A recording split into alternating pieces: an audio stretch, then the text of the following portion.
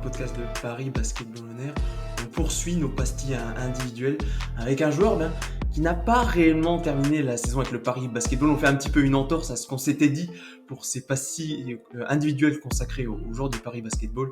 Alors voilà, avant de vous révéler l'identité du joueur et pendant que les fans d'Alfonso Pleuver ou encore de Michael Roll me fustigent en écoutant cette intro, je vais saluer Flavien qui m'accompagne. Salut à tous. Évidemment, on va parler de Dustin Sleva parce qu'on ne pouvait pas éluder la saison du capitaine parisien, ou devrais-je plutôt dire peut-être les deux saisons en une de l'Américain. On va voir ce que Flavien en pense avant de lui donner la parole. On va parler des statistiques de Dustin Sleva, forcément peu reluisantes lors de sa première moitié de saison avec Paris. 3,4 points, 3,4 rebonds, une passe, le tout en 14 minutes, à seulement 36% au tir, dont 23% à 3 points. Et avec Braunschweig, il a quasiment égalé ses meilleures stats en carrière avec Paris. 13,4 points, 6 rebonds, une passe en 29 minutes et surtout, un petit peu comme Gauthier Denis, une grosse adresse au tir, 54% au global, donc 47% à 3 points pour 16 d'évaluation en 20 matchs. Alors Flavien, pour décrire la saison de Dustin Sleva, moi je me suis noté, petit hommage à mes 8 ans de LV1 allemand, sehr gut. Est-ce que tu pars sur le même créneau? Ouais, j'ai le même accent que toi, malgré que j'en ai fait 10 ans en plus de l'allemand. Effectivement, moi, j'étais plus sur un côté rassuré pour Dustin par rapport à ce qu'on a vu sur le début de saison. On doutait pas que c'était un joueur excellent, mais sa non-utilisation, mauvaise utilisation par Will Weaver sur le début de saison pendant 3 mois a été très difficile, je pense, pour lui à gérer.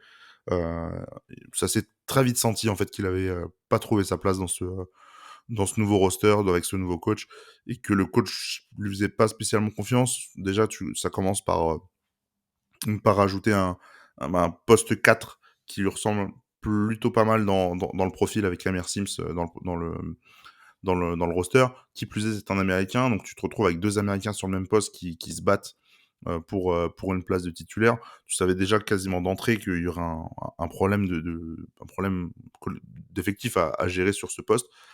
Et c'est Dustin Sleva qui en fait les frais et qui a préféré être prêté assez rapidement dès qu'il a pu donc à l'étranger. Il avait des pistes en Espagne, il avait des pistes en Allemagne. C'est Braunschweig qui a eu les faveurs de Dustin. Il a choisi une équipe où il pouvait avoir beaucoup de temps de jeu. Il était assuré en tout cas de jouer.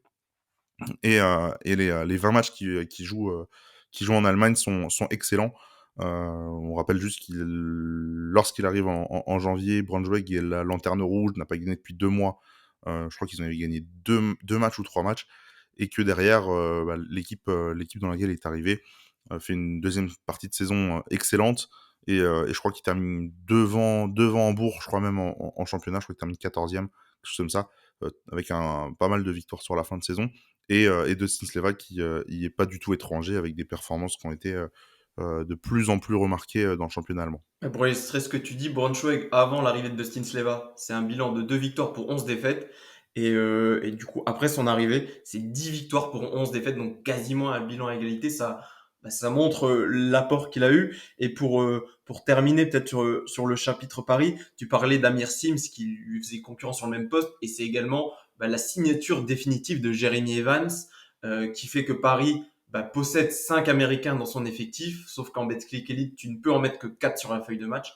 Donc, c'est ce qui va un petit peu pousser Dustin Sleva déjà sur le banc. Il disparaît complètement de la rotation début décembre. Il va jouer, les 3 derniers matchs de décembre, il ne les jouera tout simplement pas. Et donc, il partira début janvier en prêt vers Braunschweig. Et tu le disais, non utilisé dans le système de Weaver. Au moins, il a trouvé une équipe qui le voulait et qui l'a fortement responsabilisé dès le début. Alors peut-être pas en termes de tir, mais déjà en termes de minutes. Dustin joue quasiment, il joue un peu plus de 25 minutes par match.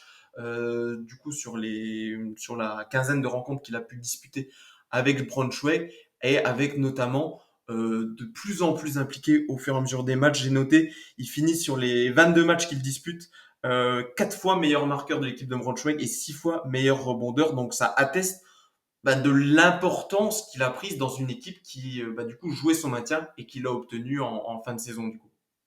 Oui, oui, il joue quasiment c'est une vingtaine de matchs, je crois, plutôt que 15, ce que tu disais. Oui, voilà, 22 précisément.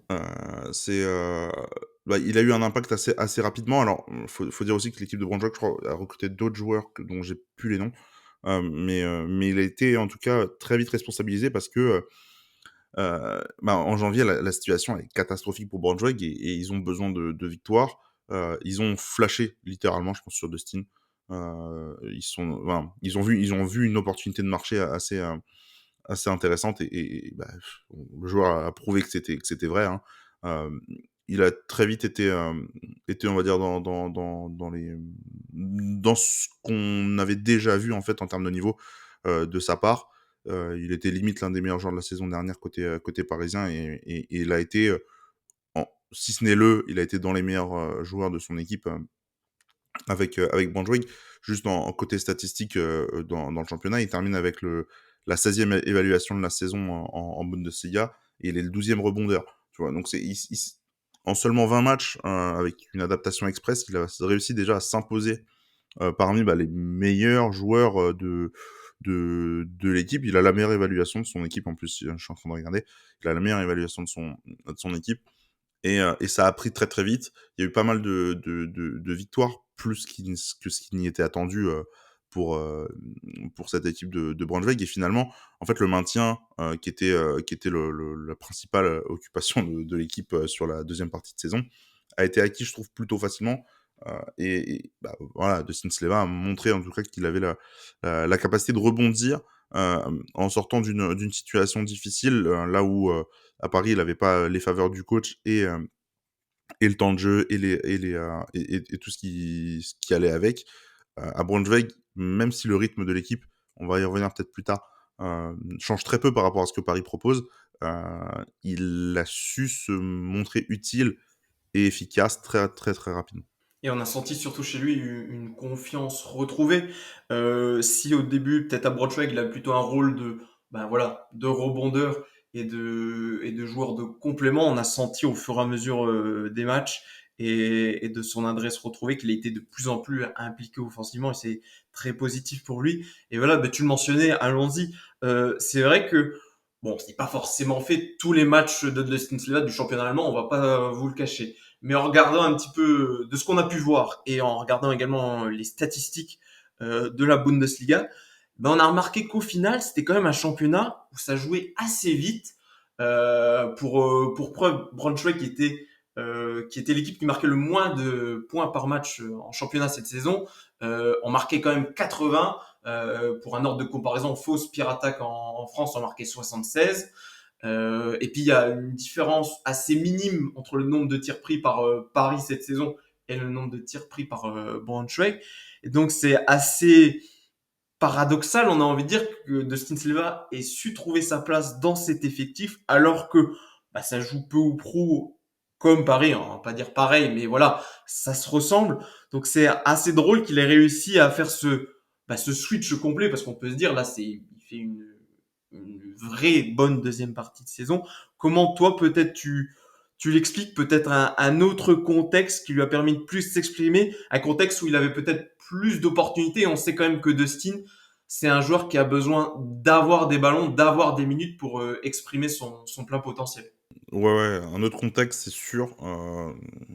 Déjà, il était voulu par l'entraîneur qui alors, enfin, quand il arrive à Braunschweig, c'est pas pour qu'on le fasse cirer le banc, c'est pour qu'on l'installe titulaire d'entrée et c'est le cas dès qu'il arrive en Allemagne. Je crois qu'il signe je crois que le prêt est officialisé le jeudi, il arrive Et il joue le week-end qui suit, ouais, il arrive quasiment. le vendredi et le samedi, il est titulaire. Donc ils ont pas perdu de temps, ils savaient vraiment qu'ils le voulaient, et qu'ils en avaient besoin. Comment je l'explique là, aussi le fait qu'il est un peu plus dominé quand même. euh, Probablement que le championnat d'Allemagne est moins athlétique, moins physique, parce qu'on s'était fait des réflexions. Je me souviens dans la saison quand tu vois des highlights où tu te dis mais Dustin il domine physiquement. Alors bon, on va se mentir, c'est pas le joueur sur lequel tu t'attends à avoir voilà, une domination sur l'aspect physique de sa part. On avait vraiment Moi, c'est en tout cas, ça m'a sauté un peu aux yeux. Il y avait des séquences où tu le voyais, faire des coast to coast ou même juste prendre son vis-à-vis de vitesse sur le premier pas. C'est des choses qu'on voit pas en Betclic Elite parce que tu as des joueurs, en tout cas qui sont généralement plus forts physiquement et plus rapides, tout simplement, c'est pas cette qualité en fait qui se ressurgit en tout cas en Belgique Elite. Et là en Allemagne ça a été plutôt fort. Puis bah si tu c'est simple, si tu le trouves il a eu une crise d'adresse aussi, hein. Il a eu une meilleure adresse sur sur la saison parce qu'il fait il a 55% au tir, 47% à 3 points. 47% à 3 points alors que c'est l'une de ses positions de tir les plus qu'il utilise le plus. Vu que c'est un bon bagarre au rebond, il a une bonne science du rebond. Il a été capable sur le temps de jeu qu'il a eu, un long temps de jeu, quasiment 30 minutes, de se montrer à son avantage. Et c'est sa meilleure moyenne de rebond depuis qu'il est professionnel. En fait, il a rayonné. Et c'est vrai que bon, on l'avait vu très très très très fort en Pro B il y a 2 ans, 3 ans maintenant. Et c'est là, peut-être, enfin, c'est sûr en tout cas que c'est ses meilleures minutes en, dans l'élite, et il va poser un problème dans la tête dans la tête des dirigeants parisiens cet été, tout simplement parce que tu voyais le joueur que c'était de septembre à décembre. Par contre, enfin, problème positif, je parle, mais le joueur que tu as vu de janvier à mai, le, le, le, le contraste est frappant, quoi. Problème positif pour les dirigeants, mais d'un point de vue individuel, également, pas un problème, mais côté rassurant, tu le disais pour Dustin, parce qu'au moins, il a, on va dire, dans l'éventualité où il ne poursuivrait pas son aventure avec Paris, il a prouvé à d'autres équipes, que ce soit en France ou dans d'autres championnats, il a notamment beaucoup plu en Allemagne, du coup, qu'il avait le niveau d'un joueur de première division, et c'est également très positif pour lui, parce que notamment, il a fait quelques matchs sensationnels. On peut parler, voilà, il a fait 19 points, 9 rebonds contre le Bayern Munich, équipe d'Euroleague quand même. Mais son meilleur match, on peut le dire, c'est contre Würzburg. Alors voilà, mon accent toujours aussi horrible.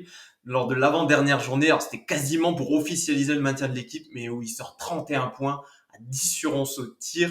Et vraiment, je vous invite à aller voir les highlights de ce match parce que c'est vraiment, quand on parlait que Dustin pouvait prendre son adversaire, prenait le pas physiquement sur son adversaire, pouvait claquer des actions qu'on ne le voyait que très peu faire à Paris. Là, c'est vraiment une mixtape de Dustin Silva où il sort des actions d'éclat, où on sent vraiment, même dans son attitude, dans l'attitude qu'il retranscrit sur le parquet, vraiment totalement libéré et totalement en feu. Et ça faisait plaisir pour lui parce que comme on avait pu en discuter avec lui il y a quelques mois de cela, dans une interview que vous pouvez retrouver sur notre chaîne YouTube, il disait vraiment que c'était compliqué la période pour lui à Paris et que à Braunschweig, il a retrouvé des gens qu'il connaissait comme le David Schremer il a vraiment retrouvé son basket et il s'est retrouvé parce que on l'a peut-être pas mentionné aussi, il était non utilisé dans le système de Wilver, mais il l'avoue également qu'il évoluait pas forcément à son meilleur niveau et le fait de n'avoir peu de temps de jeu et également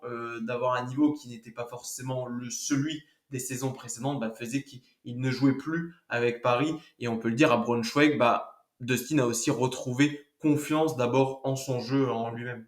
Ouais, ouais, il a complètement, mais moi, je veux pas forcément citer un match pour revenir là sur cette séquence-là. Il a retrouvé son niveau et même, je vais aller plus loin il a été extrêmement régulier. Il Là, j'étais en train de checker un peu les stats pendant que tu parlais. Sur tous les matchs qu'il joue en Allemagne, il a que 4 matchs sous 12 d'évaluation, alors qu'il y en a 2 à 9. Donc autant te dire qu'il ne s'est raté que très rarement. Il a toujours été au niveau. Et puis tu citais ce match contre Würzburg à la fin. Je crois que c'est même le match qui officialise le maintien de Braunschweig. Et c'est son record en carrière en professionnel avec 31 points. Il s'est montré, il a su se montrer à son avantage tout au long de la saison avec l'équipe allemande. Et c'est peut-être là où on a retrouvé vraiment le Dustin que nous, on avait vu sur, à Paris depuis, on va dire, 2019-2020, où c'était en fait, depuis son retour de blessure, de fracture à la malléole qui s'était produite à l'été 2019, où on voyait à chaque fois un Dustin Sleva qui était le monsieur régularité, celui qui va on va dire, avoir un minimum de performance sur chaque match. Là, vraiment, on a retrouvé ça à un niveau, bah, justement, heu supérieur par rapport à ce qu'on imaginait de lui. Parce qu'il y a la saison dernière en Betclic Elite où, il est l'un des meilleurs joueurs, mais bon, pas non plus, parce que c'est pas lui qui a les clés du camion. Là, on lui a donné tout ce qu'il fallait pour qu'il puisse performer, on lui a fait confiance et quand on lui a fait confiance, bah, tout de suite ça a cliqué et il s'est complètement épanoui et c'est d'ailleurs, à voir pour la saison prochaine, mais il aura fort probablement des offres venant d'Allemagne vu le tout ce qu'il a réalisé dans ce championnat. Je pense que tu as des équipes qui ont flashé sur le monsieur et en tout cas, moi, voilà, moi, je suis plutôt rassuré qu'il ait montré des signes, des signes de, je suis encore le joueur qu'on voit à Paris depuis 5 ans, performant, qui travaille et s'il est mis dans les bonnes conditions, par son entraîneur, est capable d'avoir un minimum, un plancher, qui va te permettre d'aller chercher des matchs, même lorsque tu es le dernier du championnat avec 2 victoires au mois de janvier, quoi. Et pour rajouter un dernier point, j'ai trouvé aussi qu'il a été capable de d'adapter un petit peu son jeu, en tout cas de le changer. Je trouvais qu'il y avait un petit peu moins de post-up de ce qu'il pouvait faire en Allemagne, un jeu un petit peu plus analytique, du tir à 3 points, un peu de drive, forcément toujours son toucher près du panier sur quelques possessions au poste de bas, mais un petit peu moins que ce qu'il avait l'habitude de faire en Pro B notamment ou encore la saison dernière. Et c'est peut-être le fait aussi de n'avoir pas joué en début de saison en particulier à cause de ça, parce il avait un peu un style de jeu inadapté à ce que voulait faire Will Weaver. Bah, peut-être que lui aussi, ça lui a fait prendre conscience que pour un petit peu être plus malléable dans les équipes dans lesquelles il pourrait atterrir dans le futur, bah, qu'il devait peut-être adapter son jeu en étant un petit peu plus, on va dire, analytique. Et ce n'est que positif pour lui pour la suite de sa carrière. Bah, glissons tout doucement sur la fin. Passons au petit conseil de classe. 5 mentions, comme d'habitude, blâme, avertissement, encouragement, compliment et félicitations. Sur quoi tu pars, Flavien, pour ben, on va dire, on va essayer de rassembler les 2 saisons en une de Stinsleva. C'est exactement ce que j'allais dire, c'est que, on a fait beaucoup d'éloges sur, ce rebond qu'il a eu, à Braunschweig, mais il y a quand même cette première partie de saison, ces 3 premiers mois à Paris où il a pas su s'en sortir. Il a été, benché. On rappelle il est même plus dans les plans de Weaver parce qu'il ne après la prolongation de Jeremy Evans, il ne joue plus en championnat et il joue, 5 minutes ou 10 minutes maximum en Eurocup. Donc moi, j'ai plutôt choisi les encouragements, en prenant au global, c'est-à-dire que je suis, j'ai eu très peur, on va dire, pour lui sur les 3 premiers mois, mais le fait d'avoir vu le rebond, le renouveau, qu'il a su prendre, sur la deuxième partie de saison en Allemagne, moi je mets les encouragements, à Dustin Sleva puisque, voilà, il a su se remettre la tête à l'endroit, dans un contexte non plus pas évident, et j'aimerais donc voir ça maintenant, à Paris ou ailleurs en fonction de là où il sera l'année prochaine. Ah, comme toi, moi j'ai un petit peu hésité entre encouragement et compliment. Il est vrai que sa première partie de saison si on fait un peu la balance des deux, ferait pencher vers les encouragements, mais je trouve ça quand même assez fort parce que quand même quand on a fait l'interview avec lui, on sentait quand même qu'il était un petit peu au fond du trou avant de partir de Paris.